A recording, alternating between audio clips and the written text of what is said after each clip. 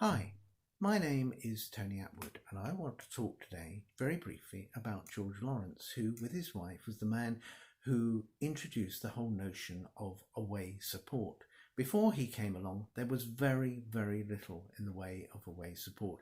You might get some just for a game where two clubs very close to each other were playing and where all the supporters could easily get from one ground to the next by readily available public transport, but otherwise there was none.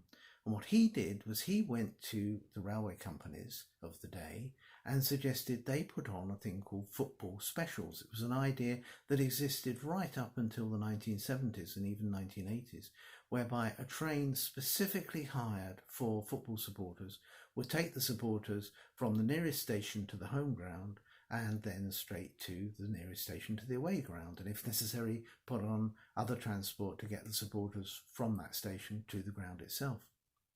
He started doing this in Kent, and then later on when Arsenal went into the Football League, he arranged it for League Division 2 matches as well.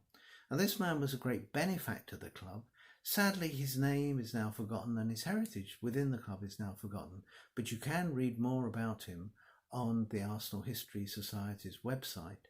And indeed, we try to commemorate every day people like him whose legacy to the club has now been set aside and forgotten, but in fact is still there and still very important.